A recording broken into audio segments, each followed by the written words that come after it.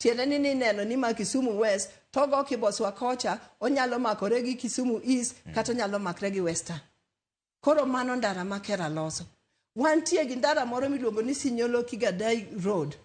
Ndara no en koro en Western to kendo en korwa. Mage ndechni ariyo kende makera loso mantie mo oluong ni Class C roads. To kata kamano nikech podo yierwa gi jopiny achiel ni.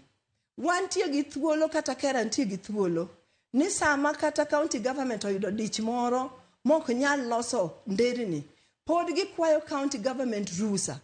Komigi rusa to ginyalo loso ndarano. Mano setimre sama an mjumbe kuom nyariyo gi nusni. Makera kar mondo ng'i mana nderni ariyogo. Sani karibu loso nderni 10 Kisumu West. Mana nikech county government omiyowa thuolo. To pesa madonjo kerano ok nyal loso nderni te nikech ok orom.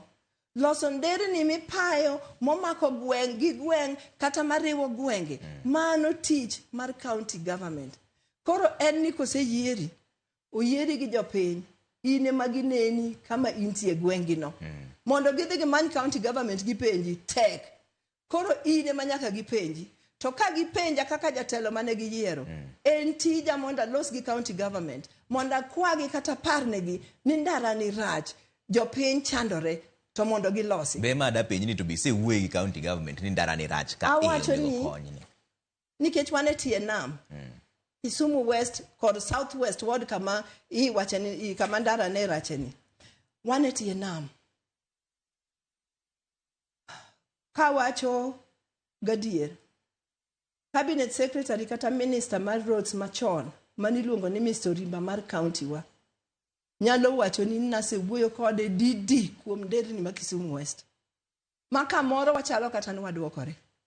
Deputy Governor wa ase wuoyo go kakone ni nderni wa richo jopiny chandore. Nikech ing'eni sama ndara rach apiko ok nyal wuotho mayot. Wan korwa apiko a means of transport ma ting'o wa gweng'.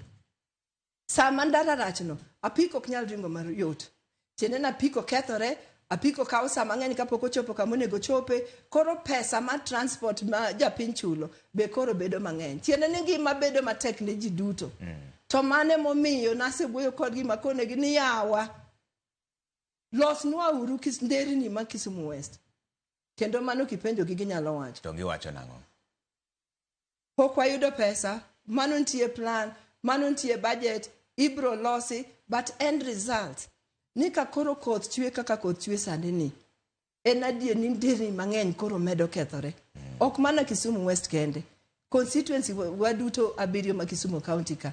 Nikech gin e gweng' to nderni gi gin nderni mag lo tikete maram. Maka koth obiro to koth ywero gi.